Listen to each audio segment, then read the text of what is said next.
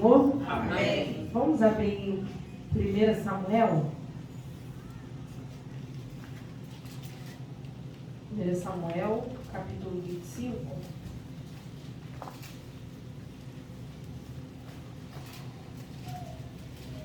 Versículo 6.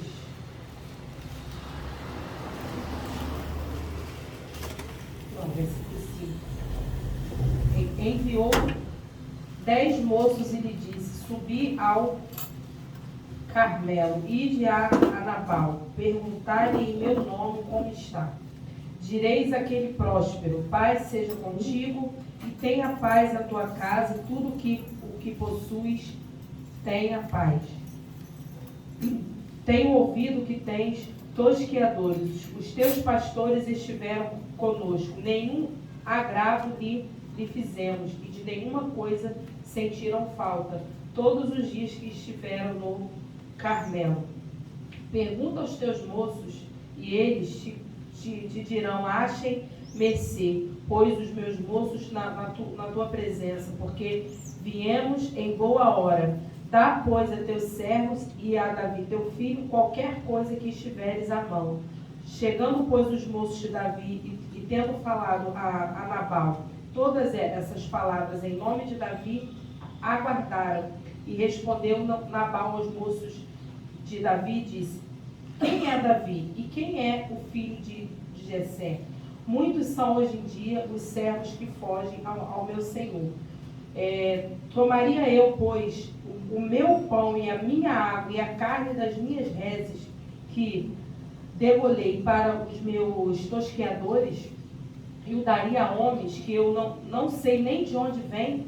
Então os moços de Davi puseram-se a caminho, voltaram, e tendo chegado lhe contaram tudo, segundo todas estas palavras, pelo que disse Davi aos seus homens: cada um cinja a sua espada. Cada um cingiu a sua espada, e também Davi a sua. Subiram após Davi uns 400 homens, e 200 ficaram com a bagagem. Nesse meio tempo, um dos moços anunciou a Abigail, mulher de Nabal, dizendo: Davi enviou do deserto mensageiros a saudar o nosso Senhor, porém este disparou contra eles palavras duras. Aqueles homens, porém, nos têm sido muito bons e nunca fomos agravados por eles. De nenhuma coisa sentimos falta em todos os dias de nosso trato com eles, quando estávamos no campo. De muro em redor nos serviram, tanto de dia como de noite, todos os dias que estivemos com eles, apacentando as ovelhas. Agora, pois, considere ver o que hás de fazer, porque já o mal está de fato determinado contra o nosso Senhor e contra toda a sua casa, e ele é filho de Belial, e não há quem lhe possa falar. O último, que é o 18.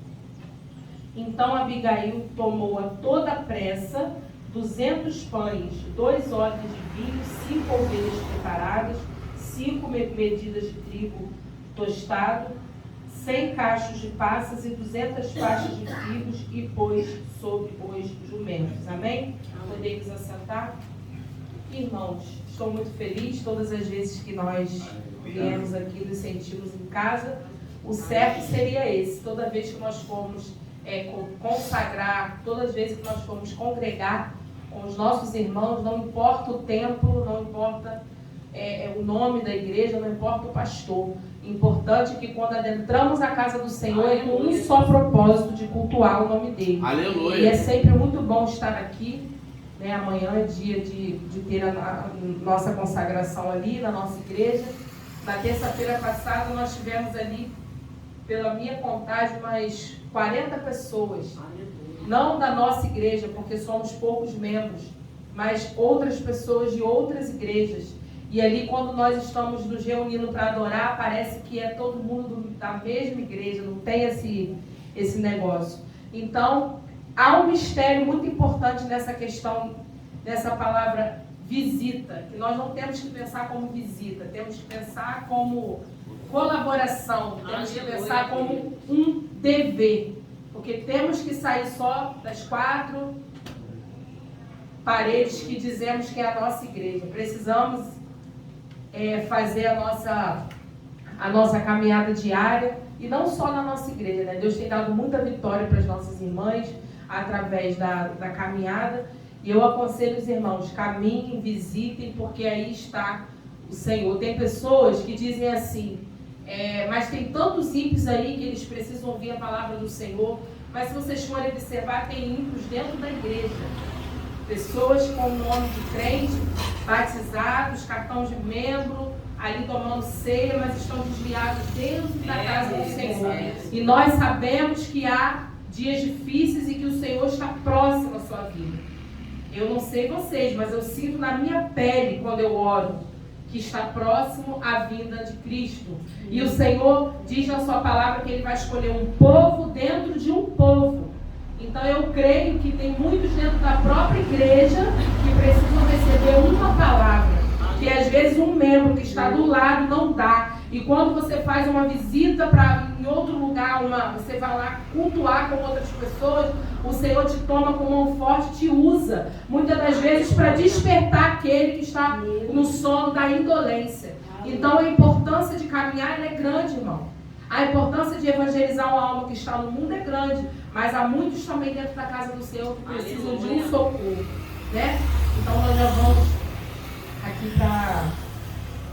para leitura. Bem, irmãos, é uma palavra bastante conhecida, todos conhecem essa passagem, é muito usada em culto de mulheres para falar da sabedoria que esta mulher teve diante da guerra, que o seu esposo, por falta de sabedoria, criou dentro da sua casa. Eu li para os irmãos, mesmo sabendo que todos já conhecem, para os irmãos verem o tamanho do problema que se aproximava na casa dessa mulher. Para os irmãos entenderem que o marido dela não era um homem fácil. Acredito eu que o problema que ele armou com Davi e seus homens não foi o único problema. Acredito que de vez em quando tinham alguma coisa acontecendo ali. Por quê? A postura que essa mulher teve, é por isso que eu costumo dizer que a palavra nós temos que ler minuciosamente. A postura que essa mulher teve, quando veio a notícia para ela, é o que mais me chama a atenção. É como se ela tivesse tudo ao alcance da sua mão. É como se ela estivesse preparada. E ali eu estava lendo a passagem, o Espírito Santo estava falando comigo, conversando muito, muito comigo ali. Como que você, André, vai se comportar se vier um problema desse tamanho ou muito maior do que esse? Como que você vai se comportar? Será que a sua casa está tão em ordem a ponto de você saber onde está tudo que você precisa na hora do desespero?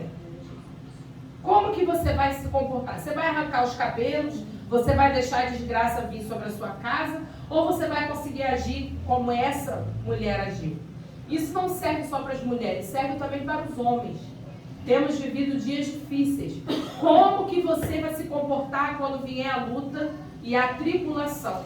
Verdadeiramente essa mulher é uma mulher de Deus. Primeiro, para suportar esse homem, que com certeza ele não era fácil. E segundo, para poder saber agir diante das adversidades. Irmão, não é um problema fácil. A mulher acabou de ouvir que todos os homens iriam morrer.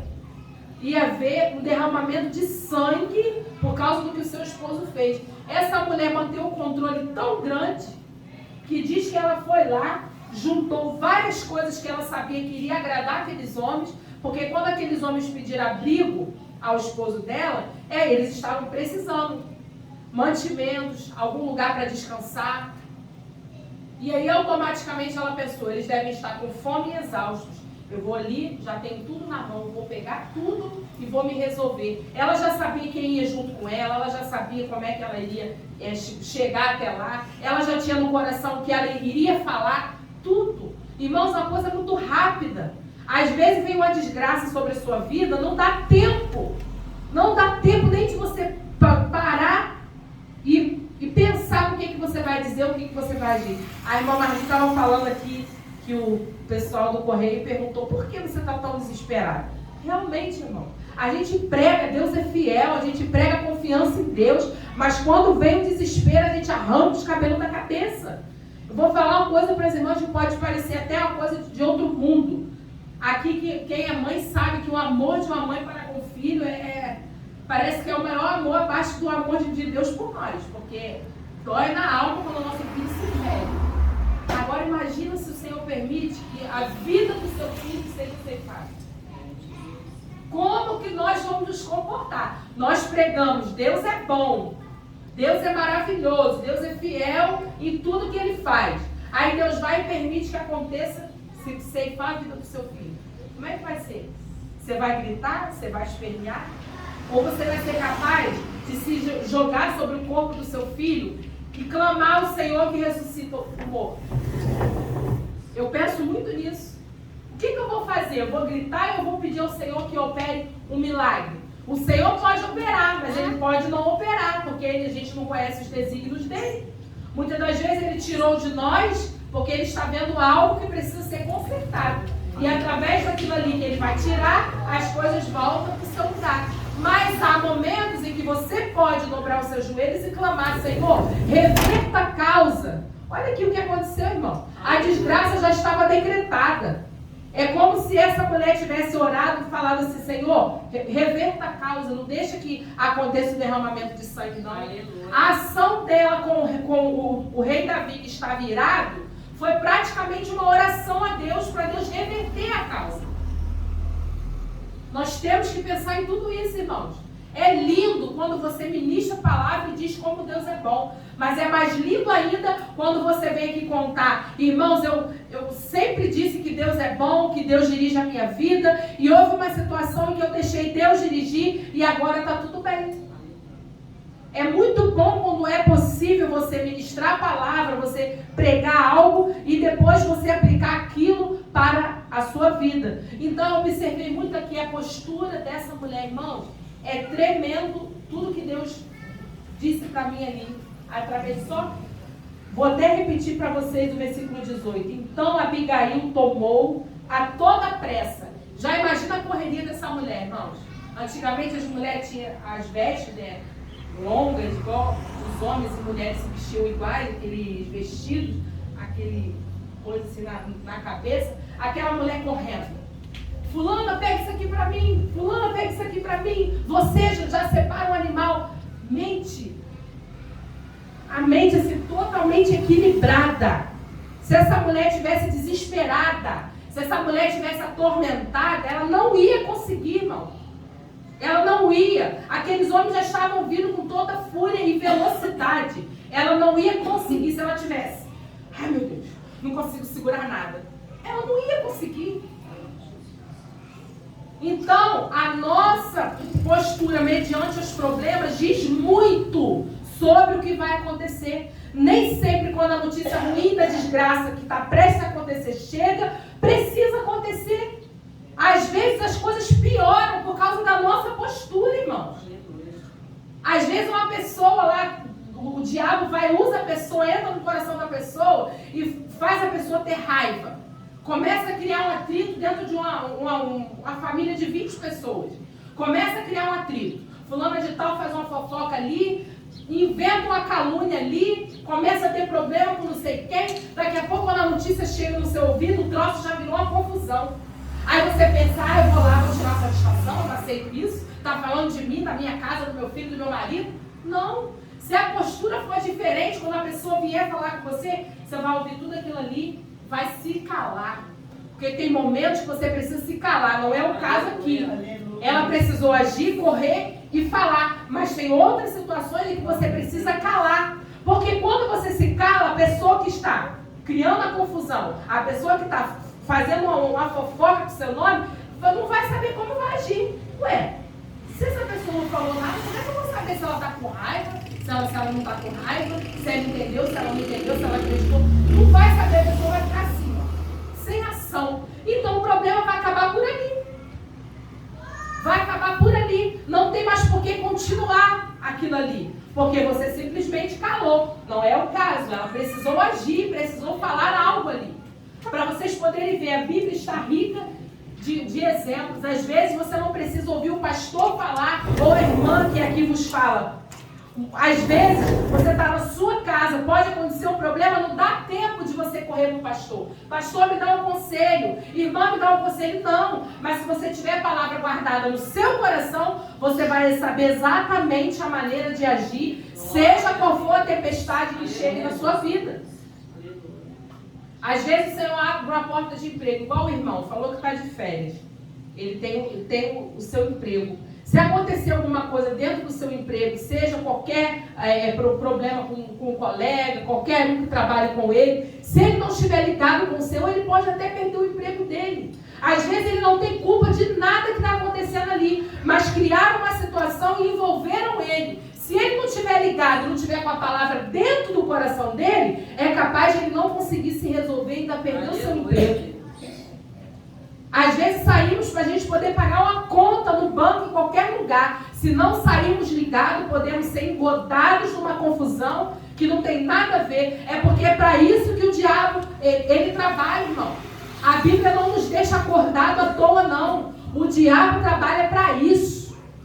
A fúria dele sobre nós é muito grande. O que ele puder fazer para jogar o meu e o seu nome na lama, o que ele puder fazer para destruir a família, ele vai fazer. Agora, ele conseguia outros 500. É claro que para tudo na nossa vida, a gente depende da força de Deus. Mas muito também depende de nós.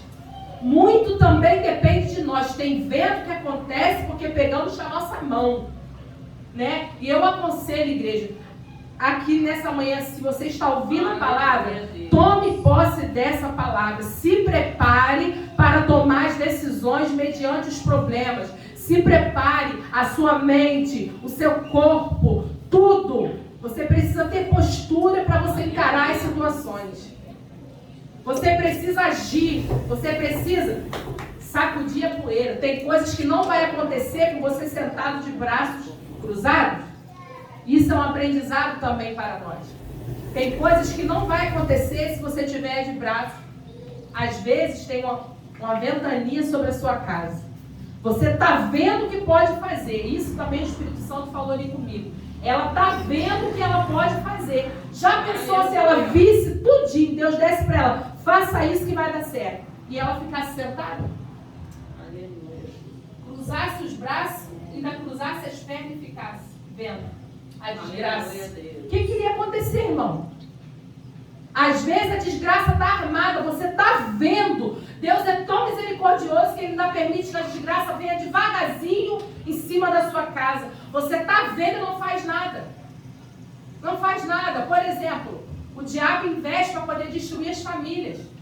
Destruir. Ele quer acabar com os casamentos. Porque ele sabe que se ele acabar com o casamento, ele destrói a paz dos filhos, destrói a paz até dos pais, da esposa, do esposo, porque uma família toda é desestruturada.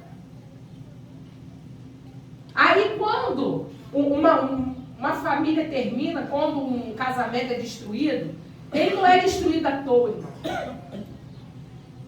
O problema quando ele vem estourar não é assim, de imediato. Vem dando sinais. Tem um desentendimento ali, tem um desentendimento aqui, tem um desentendimento ali. E aí você está vendo a desgraça chegar e não está fazendo nada. Quando acontece o desentendimento, em vez de correr para o joelho, Senhor, me ajuda. Eu preciso saber lidar com meu esposo. Eu preciso saber lidar com a minha esposa. Aconteceu isso, isso, isso. Senhor, não pode acontecer, Pai. Poxa, Senhor, aconteceu um problema com meu filho. Eu pensei de um jeito, meu esposo de outro. Senhor, me ajuda. Eu preciso ter uma comunhão de pensamento com meu esposo, com os meus filhos. Mas não, os problemas vão acontecendo, os sinais vão acontecendo. Vai deixando passar, vai deixando passar. Quando vai ver, o estrago foi feito. Geralmente, quando a desgraça vem, o Senhor já nos avisa. Antes, para nós nos prepararmos. Eu vou dar um exemplo aqui do meu irmão Lucas. Toda vez que eu falo em desgraça, eu já lembro do meu irmão, gente. Quem conhece meu irmão sabe. Meu irmão é jovem, tem 21 anos, ele está no mundo.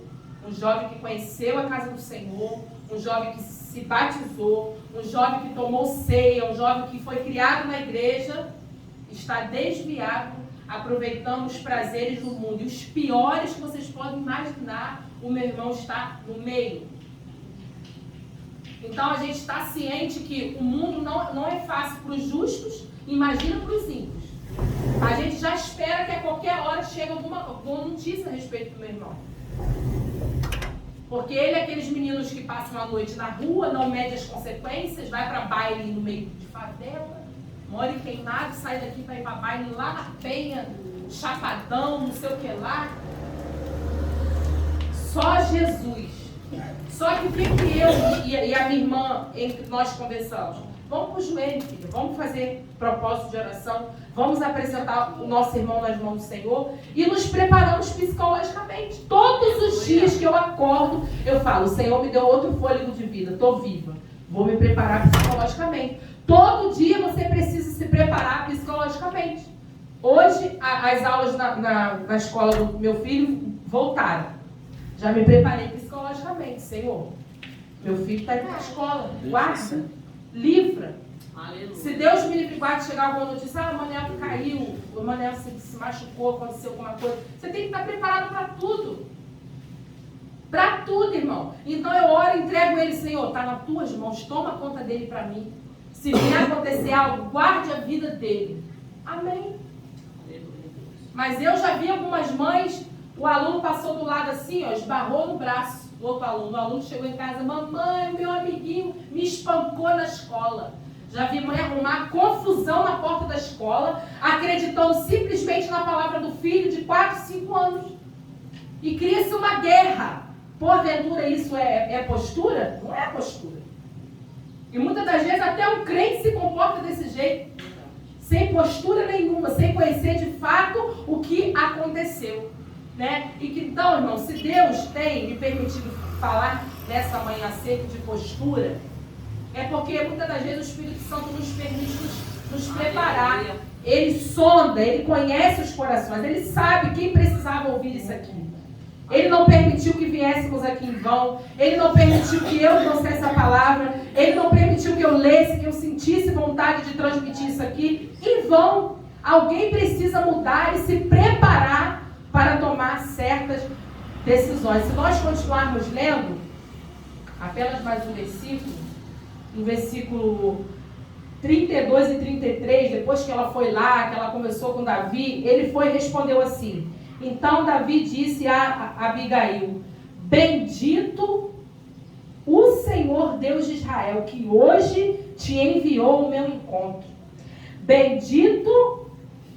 Bendita será a tua prudência, e bendita sejas tu mesma, que hoje me escolheste, que me impediste de derramar sangue, e de poupar a sua própria vida, para que eu não me vingasse contra a sua casa. Ele bendizeu o nome do Senhor. Ele olhou para ela e falou: bendita és tu. Se você tomar atitude diante da vontade do Senhor, irmão, se você tomar uma atitude dirigida pelo Senhor, se você tomar uma atitude dirigida por Deus, no fim das contas, você ainda vai ser louvado. Não porque você merece, mas porque é justo. Se você planta a honra a Deus, você vai colher honra. Porque é isso que Deus tem para nós. Aleluia. Ela plantou sabedoria, ela plantou honra a Deus e recebeu estas palavras: bendito o Senhor que te enviou a mim. E ainda falou: bendita seja a tua prudência. Irmãos, eu quero profetizar nessa manhã: bendita seja a prudência do Senhor sobre as nossas vidas. Toma posse, bendita seja a prudência, porque essa prudência vai salvar a tua casa até o dia que Jesus voltar para nos buscar. Essa prudência vai te salvar no seu emprego, na escola, na rua, na sua casa. Bendita seja a prudência nessa manhã sobre nossas vidas. Vamos continuar glorificando o Senhor com as nossas atitudes, porque muito mais Ele tem para nós. Amém? Foi um prazer estar ministrando a palavra. Agradeço a confiança dos irmãos de sempre. Eu esqueci de falar no início. Amanhã estará ali uma irmã chamada Rose. Ela estará ministrando a palavra na consagração. E ela estará contando seu testemunho de vida, um testemunho tremendo que serve de exemplo para muitos. Quem puder estar ali vai ser uma bênção, tá? Ela estará, a irmã perguntou, começa às 9 horas, então os irmãos fiquem à vontade para estar ali consagrando conosco, amém? Amém? Agradeço a minha oportunidade, em nome de Jesus. Aleluia, glória a Deus, né? Que o Senhor continue abençoando, né, a nossa irmã Adriele, capacitando cada vez mais, para que ela venha, né, pregar a palavra do Senhor.